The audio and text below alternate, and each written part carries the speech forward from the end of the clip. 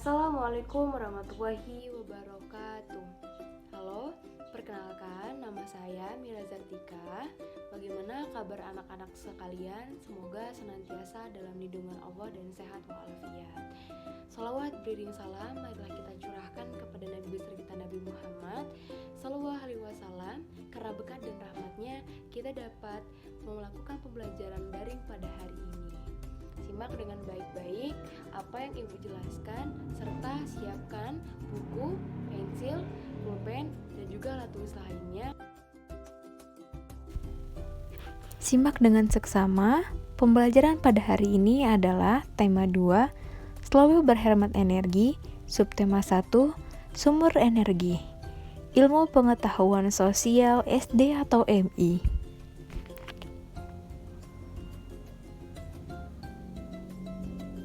Yang pertama ada mengidentifikasi sumber daya alam di Indonesia. Wilayah Indonesia mempunyai karakteristik ruang atau kondisi alam seperti daratan dan perairan. Ada wilayah daratan mencakup dataran rendah dan dataran tinggi. Wilayah perairan banyak menghasilkan beragam jenis ikan. Yang kedua, karakteristik ruang atau kondisi alam di Indonesia sangat beragam. Kondisi tersebut meliputi dataran tinggi seperti pegunungan, dataran rendah, dan juga pantai pesisir. Yang kedua ada sumber daya alam berdasarkan kondisi alam di Indonesia. Yang pertama, daerah Sumatera. Sumatera banyak sekali pegunungan dan juga budidaya kopi, lada, coklat, tembakau, karet, dan kelapa sawit. Dan juga Sumatera kaya akan hasil tambang seperti minyak bumi, batu bara, dan timah. Minyak bumi dan batu bara dimanfaatkan untuk bahan bakar yang ada di Sumatera. Yang kedua ada Pulau Jawa. Pulau Jawa memiliki pegunungan, dataran tinggi, dataran rendah, dan juga pantai.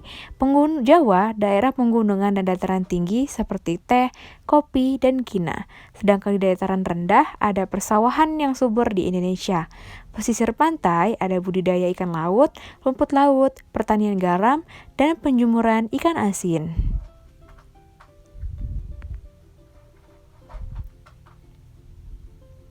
Yang ketiga ada Kalimantan, sebagian besar berupa dataran rendah dengan hutan yang lebat.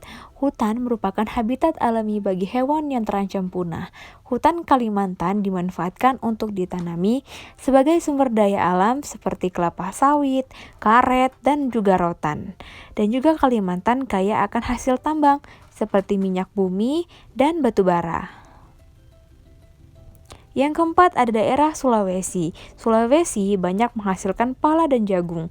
Jagung dimanfaatkan sebagai bahan makanan, pala dimanfaatkan sebagai bumbu masakan. Sepanjang pantai Sulawesi dimanfaatkan untuk berkebun kelapa. Banyak juga menghasilkan barang tambang seperti aspal. Aspal di daerah Sulawesi dimanfaatkan untuk pembuatan jalan raya. Yang kelima ada Papua. Papua sebagian besar wilayah berupa hutan, konveksi, dan hutan lindung.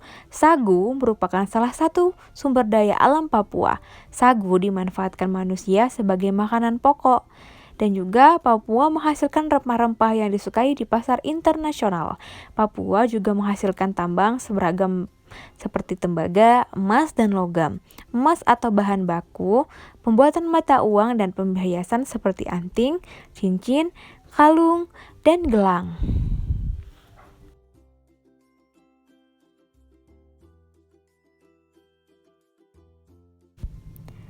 Yeay, sudah selesai materi kita. Ada tugas yaitu kerjakan buku etik 4B halaman 40 nomor 1 sampai nomor 5 dikumpulkan di grup WA secepatnya. Siapa yang cepat itu akan mendapatkan nilai yang besar.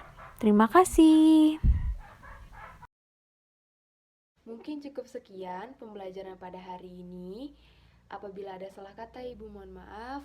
Saya akhiri. Wassalamualaikum warahmatullahi wabarakatuh.